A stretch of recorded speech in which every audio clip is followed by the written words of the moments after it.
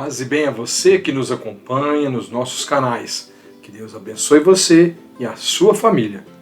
Hoje, no nosso mini curso, o tema será a religião, raiz de discriminação. No tempo de Jesus, os judeus faziam discriminação quanto à raça. Para o judeu, era importante pertencer a uma família autenticamente judia, isto é, ser descendente de Abraão, considerado pai de todos os judeus. Eles pensavam que Deus os havia separado dos outros povos e salvaria somente os judeus autênticos. Nos dias de hoje, muitos judeus ainda pensam dessa forma. Nós sempre trazemos nos nossos minicursos as passagens bíblicas que tratam do tema que nós estamos falando. Está aqui, é só vocês consultarem depois, tá bom? Esse motivo é que o evangelista Mateus lista a descendência de Jesus, pois o Messias deveria vir da descendência de Davi. A Bíblia está cheia de genealogias para provar a origem autêntica da pessoa. Esse tipo de trabalho era feito pelo sacerdote do templo, somente eles podiam fazer isso. Cada judeu sabia sua genealogia completa. O Evangelho de Mateus prova que Jesus veio de Davi e Abraão, uma origem pura e autêntica. Era um orgulho para o judeu descender de Abraão. Se não tivesse uma origem pura, a pessoa era discriminada e desprezada. Os fariseus, saduceus e escribas eram os que mais discriminavam as pessoas. João Batista combatia essa ideia do judeu puro. Jesus, que também era filho descendente de Abraão, responde aos fariseus: se sois filhos de Abraão, praticai as obras de Abraão. Por que será que era tão importante essa pureza da raça? No livro do Êxodo, capítulo 20, versículos 2 a 5, tem este mandamento: eu sou Javé teu Deus, que te fez sair do país do Egito, da casa da escravidão. Não terás outros deuses diante de mim. Não farás para ti imagem de escultura, nem figura de alguma coisa de que está em cima no céu ou embaixo na terra, nem nas águas debaixo da terra. Não te inclinarás diante desses deuses e não os servirás. Os povos de outras nações tinham outros deuses. Quando o judeu casava ou se misturava com esses povos, ficava influenciado por esses deuses e trazia para a família a idolatria. No Egito, os faraós construíam estátuas gigantes para impressionar outros povos. Para mostrar que seus deuses eram mais fortes, protetores e mais poderosos. As passagens estão aqui. Os judeus consideravam todos os outros povos impuros. Se casar, se misturar com esses outros povos, o judeu se tornava impuro. Um dos motivos que os judeus não aceitaram a dominação romana foi por isso. Com sua presença, as terras se tornaram impuras e o templo profanado. Um grupo chamado essênios, que seguia as leis rigorosamente, se separaram do convívio social. Para se manterem puros, eles foram para as montanhas. Viviam em pequenas comunidades. Eles acreditavam ser o resto de Israel. Levavam uma vida em comunhão, onde os bens eram divididos. Eles viviam estudando as leis, rezando e se purificando através de muitos banhos durante o dia. Acreditavam na vinda de um Messias, mestre da justiça, que iria fazer uma guerra santa e exterminar os ímpios. Pelo estilo da pregação de João Batista, alguns consideram que ele era um essênio, queria conversão urgente e anunciava a chegada do reino, que estava próxima. Mas com certeza ele discordava dos essênios e se colocava junto aos pobres e miseráveis, convivendo com eles sem preconceito algum. Para ele, o sistema de pureza, o sistema dos essênios, não era correto. O povo o considerava um profeta. Ele batizava no Rio Jordão para a conversão dos pecados. Estaria preparando a vinda do Messias Jesus. Jesus, ele é batizado por João Batista. Outro povo discriminado eram os samaritanos. Sempre ouviram isto, né? Mas por que será? A região de Samaria era considerada impura e os samaritanos, considerados pelos judeus uma raça impura, pelo fato de serem descendentes da população misturada com estrangeiros. Isso ocorreu lá no ano de 722 a.C., muito tempo antes. o reino da Samaria foi vencido pelo rei da Assíria, Assurbanipal, e o povo foi levado para a Síria em cativeiro. Durante esse tempo, povos pagãos, não judeus, vieram para Samaria, e houve muitos casamentos mistos de judeus que permaneceram em Samaria. Nem todos foram para o exílio, com pessoas pagãs. Isto era proibido pela lei de Moisés. Por isso o povo de Jerusalém, chamados de judeus, odiavam os samaritanos. Não os consideravam mais judeus por terem se misturado com povos não judeus.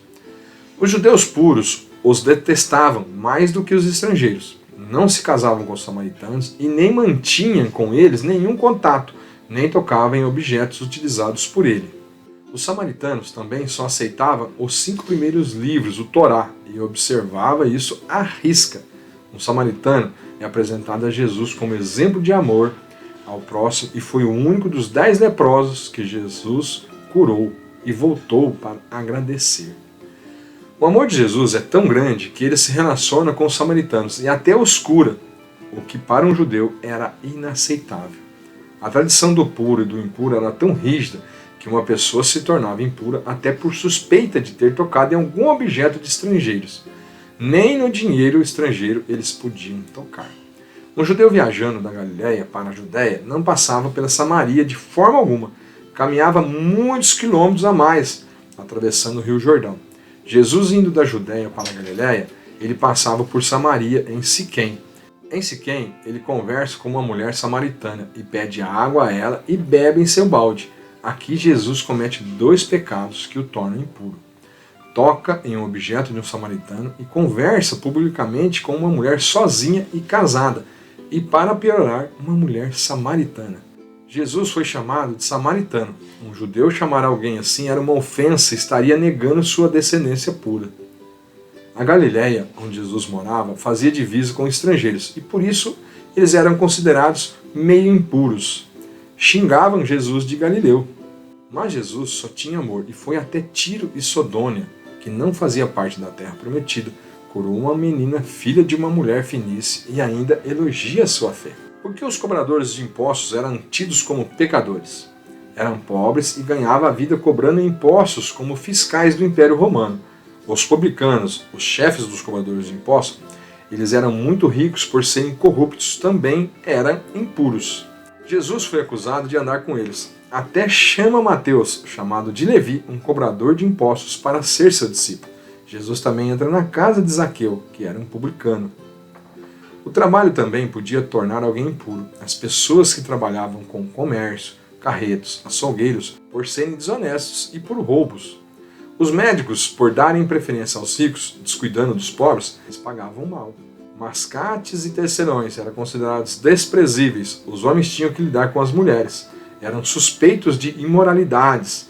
Não eram deixados sozinhos com elas. Pelo fato de não lavar as mãos antes das refeições, quebrava a pureza. Os apóstolos, por não lavarem as mãos, foram acusados de não seguir as tradições dos antigos.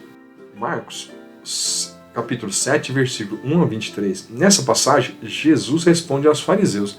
Vale muito a pena a leitura dessa passagem. Quebrava a pureza também comer carne de certos animais, como a carne de porco. Para o judeu, o porco se tornou a coisa mais abominável que havia.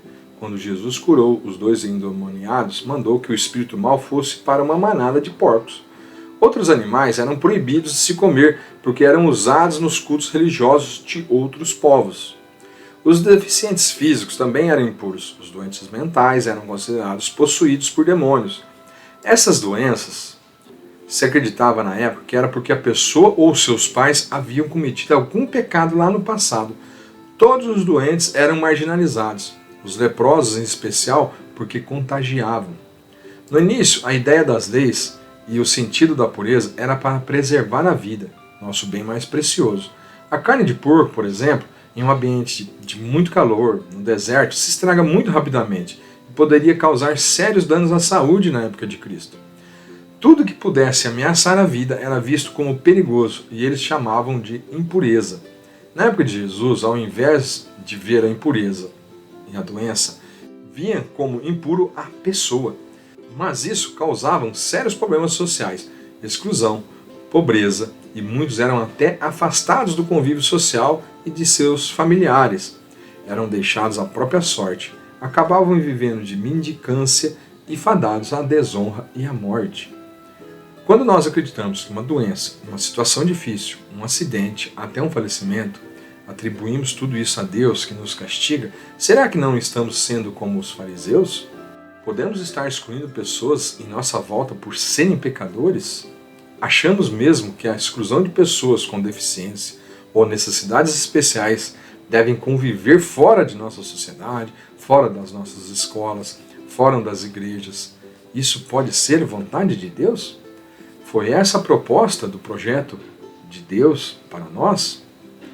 A mulher era muito descriminalizada. Ela era considerada posse do pai ou do esposo, caso fosse casada. Era como se possuísse uma ovelha, um camelo ou um animal. O pai podia vender a filha antes dos 12 anos.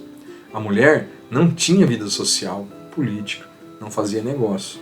Tudo isto era feito apenas para homens. A formação da mulher era os trabalhos domésticos, costura, fiação, buscar água. Quando o pai ou o marido chegasse em casa, ela deveria lavar as mãos, os pés e o rosto do pai ou do marido. No campo, a mulher trabalhava fora para ajudar, mas nunca sozinha. Era proibido o homem casado se encontrar com alguma mulher sozinha. Por isso os apóstolos questionam quando Jesus se encontra com a samaritana. Era ela casada e estava sozinha. E era uma samaritana. A mulher no período da menstruação ou após ter um filho era considerada impura. Por isso Maria vai até o templo para a purificação e para isso ela deveria oferecer um animal para sacrifício. Como eles eram muito pobrezinhos, ofereceu 2 pombinhos. A mulher que não podia ter filhos era desonrada e até mesmo considerada um castigo de Deus. Isabel, velha e estéril, engravida de João Batista, diz: "Isto fez por mim o Senhor, quando se dignou de retirar a minha vergonha perante os homens." A mulher não tinha direitos à herança, não podia se divorciar. Ela, se tivesse somente filhas, era mais desprezada ainda. A herança do nome vinha dos homens, por isso a genealogia de Jesus era de José e não de Maria. Mas Jesus os põe em igualdade. No templo e nas sinagogas, as mulheres ficavam em um lugar inferior aos dos homens. Até hoje, no Muro das Lamentações, o único pedacinho que sobrou do templo, os homens ficam à esquerda e as mulheres à direita, separados por uma grade. Jesus traz a verdade por trás de todas essas tradições e leis. Muitas mulheres que eram curadas por ele o acompanhavam. Ele perdoa a mulher adúltera que, pelas leis de Moisés, deveria ser apedrejada. Ele deixa uma mulher ungir sua cabeça com perfumes, mesmo os apóstolos o criticando. Aceita que Maria e Marta sejam suas ouvintes. As mulheres são as primeiras a descobrir sua ressurreição, e os apóstolos duvidam das suas palavras. Chegamos ao final de mais um módulo do nosso mini curso. Espero que você tenha gostado. Que Deus ilumine nossa gente, o nosso povo, que todos os dias vem passando por sérias dificuldades. Muitos estão desempregados, perdendo a dignidade, excluídos. Que Deus nos prometeu vida e a vida em abundância. Nós cristãos temos o dever de cobrar de nossas autoridades políticas que olhem para os nossos pobres e sofridos, que desenvolvam políticas públicas de geração e de emprego e renda. Amém. No próximo encontro, a lei, instrumento de dominação. Espero você na nossa aula, na quinta-feira. Até lá.